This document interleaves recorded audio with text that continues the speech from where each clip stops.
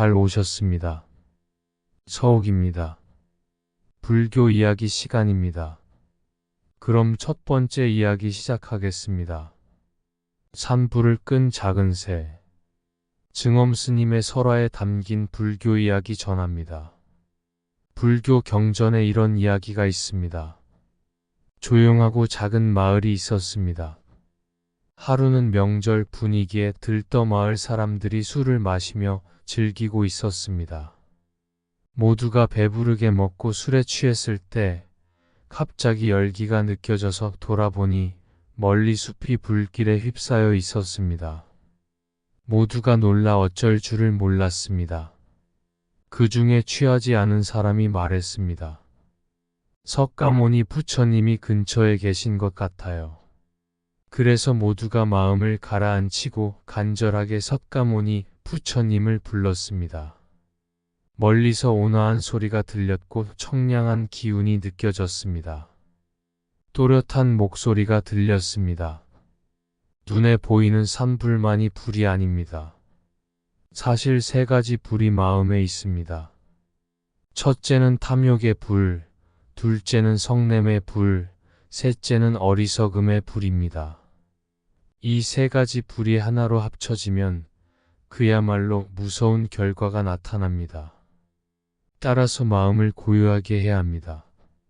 제가 이제 지혜의 물로 모두의 마음을 적셔드릴 테니 여러분 마음에서 세 가지 불이 꺼지기를 바랍니다. 이렇게 말씀하실 때 부처님께서 눈앞에 나타났습니다. 부처님을 친견하고 불법을 듣다 보니 어느새 산불도 서서히 꺼져가고 있었습니다. 부처님을 따라온 비구들은 신기하다고 생각했습니다. 이 사람들은 어쩌면 이렇게 복이 있을까? 마침 부처님께서 근처에 계셔서 구해주었으니 부처님께서는 자리에 앉아 과거 무수겁 이전의 이야기를 들려주셨습니다. 숲에 가뭄이 들어 나무들이 바짝 말라버렸어요. 바람이 불자 나뭇가지가 부딪히고 계속 마찰이 일어나 불이 났어요. 많은 동물들이 산불에 갇혔어요. 그 중에 환희수라는 새가 있었어요. 나는 날개가 있어 산불을 피할 수 있지만 많은 동물들이 날개가 없어 날아갈 수 없구나. 사방이 불이고 빠져나갈 길도 없으니 불을 끄지 않으면 얼마나 많은 생명이 타 죽을지 모르겠구나. 자비심이 일어났어요. 환희새는 바다로 날아갔어요. 날개에 물을 묻혀 숲으로 돌아와 날개를 펼쳐 물방울이 떨어지게 해서 불을 끄려고 했어요. 몇천 번을 오고 갔는지 모르겠어요. 그 광경을 본 천인이 감동해 환희수를 불렀어요. 날개에 물을 묻혀 어떻게 불을 끌 수 있겠느냐? 내 몸이 너무 작구나. 하지만 새는 말했어요. 제 몸이 작긴 하지만 제 원력은 이 불타는 숲보다 더 원대합니다. 이번 생에 불을 끄지 못하면 다음 생에도 계속해서 불을 끌 겁니다. 자비심과 큰 원력에 천인이 감동해 큰 비를 내려주었어요. 마침내 산불이 꺼졌어요. 부처님은 여기까지 말씀하시고 미소 지으며 비구들에게 말씀하셨습니다. 작은 새 환희수는 나의 전생입니다.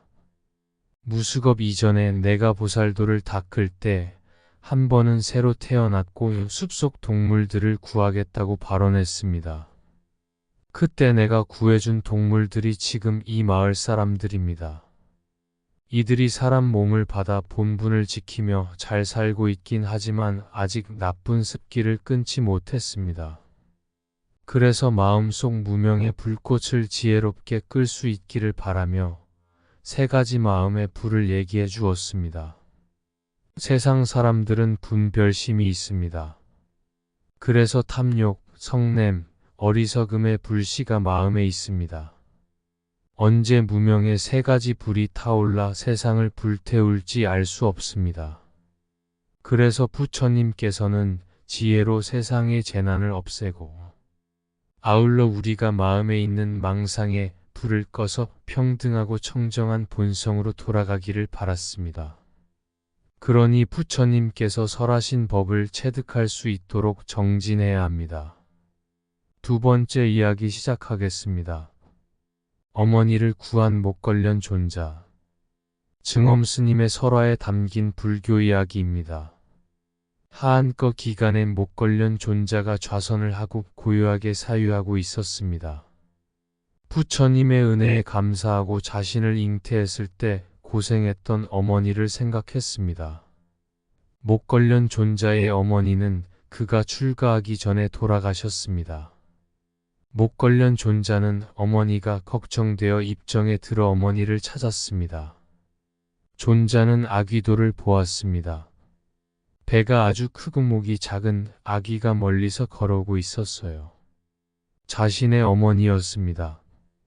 자신의 아들이지만 무릎을 꿇고 빌었어요. 저 좀 살려주세요.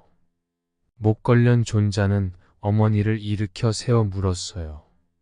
왜 여기에 계세요? 세상에 있을 때 인과를 몰라 욕심 부리고 화도 잘 내고 어리석고 살생을 많이 해서 죽고 나서 지금까지 계속 아기도에 있어요. 목걸련 존자는 자신의 신통력으로 어머니에게 밥을 드렸어요.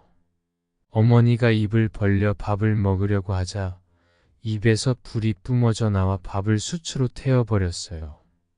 그 광경을 본 목걸련 존자는 마음이 아파 다시 밥을 드렸어요. 하지만 또 다시 수치로 변했어요. 자신의 신통력으로도 어머니를 구할 수 없었어요. 목걸련 존자는 부처님을 찾아가 어머니를 구해달라고 했어요. 부처님이 목걸련 존자에게 말했어요. 내 어머니의 업력이 커서 수미산과 같으니 많은 수행자의 도움을 받아야 어머니를 구할 수 있다. 하한거가 끝날 때 수행자들을 초대해 내 어머니를 축원해 주도록 하거라. 하지만 그 전에 정성을 다해 수행자들에게 공양을 올려라.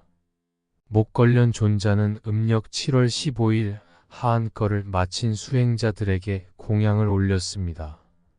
승려들의 지도자였지만 직접 물을 길어다 손을 씻겨주고 부처님과 승려들에게 정성껏 음식을 공양했습니다. 모두가 한마음이 되어 목걸련 존자의 어머니를 위해 간절하게 기도했습니다. 정성이 다 아기도에서 같은 날 고통받던 이들이 전부 풀려났습니다.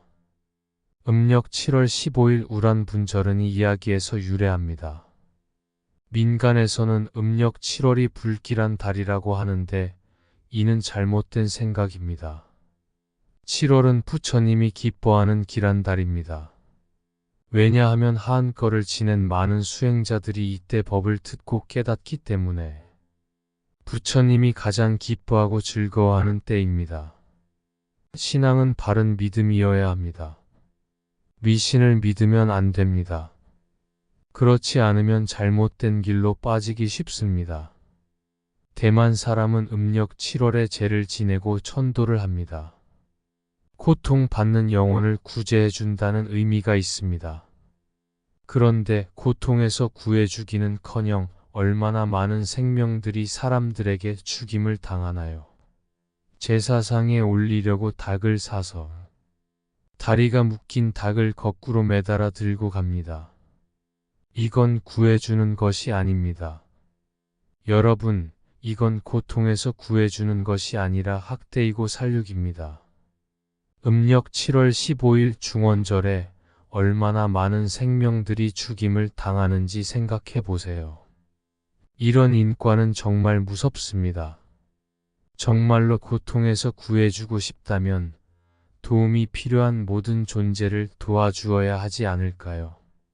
제물로 올리기 위해 거꾸로 매달려 있는 동물들을 보세요. 왜 이런 동물들을 풀어주고 두려움을 없애주지 않나요? 음력 7월에 오리가 죽을지 살지 알 수 없다는 대만 속담이 있습니다. 7월이 되면 동물들도 우리처럼 자신들의 세계에서 평화롭고 자유롭게 살 수 있게 해주어야 합니다.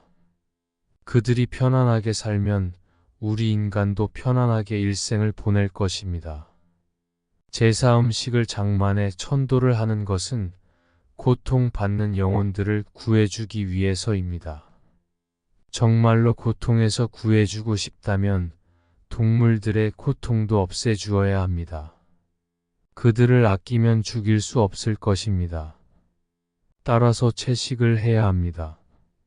채식을 하면 마음의 환경을 보호하고 지구의 환경을 보호할 수 있습니다. 고통에서 벗어날 수 있도록 도와주는 것은 매우 중요합니다. 우리 다 같이 동참해야 합니다. 세 번째 이야기 시작하겠습니다.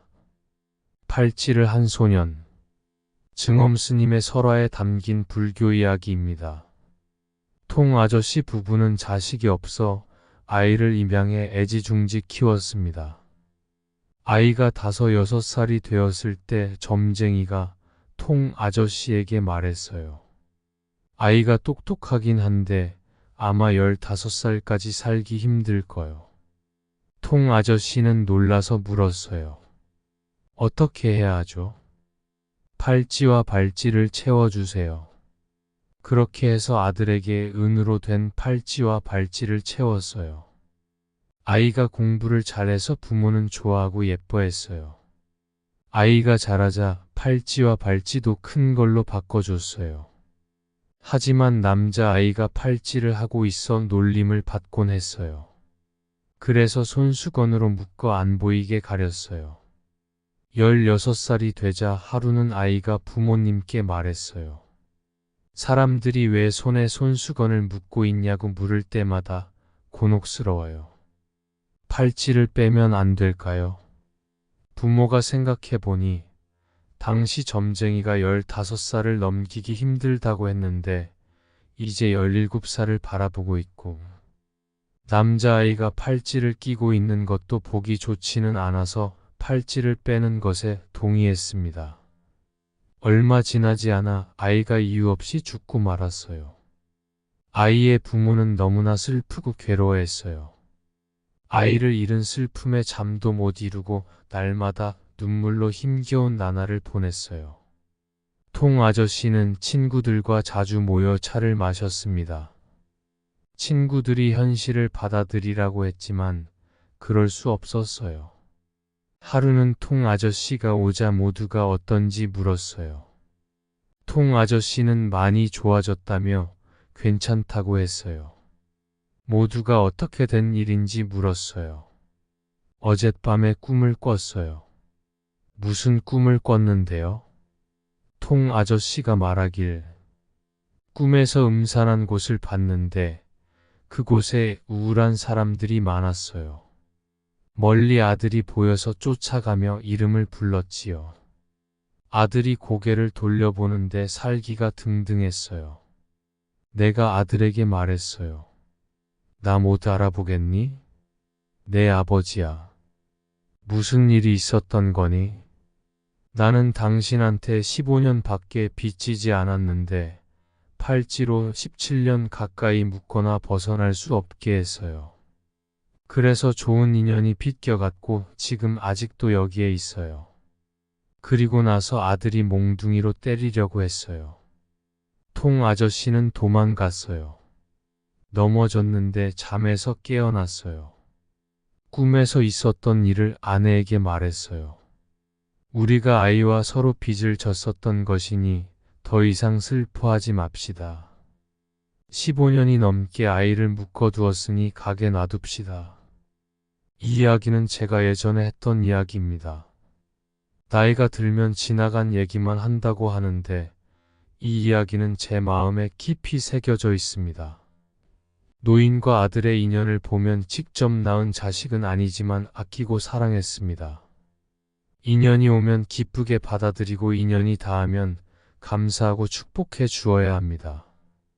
이런 마음을 갖는다면 아무리 가족이라고 해도 소유할 권리가 없다는 걸 받아들일 수 있습니다. 다만 우리는 서로 간에 사용권이 있을 뿐입니다. 그러니 마음을 넓게 가지고 마음을 과거에 묻거나서는 안 됩니다. 인연을 따르되 변하거나 물들지 않아야 합니다.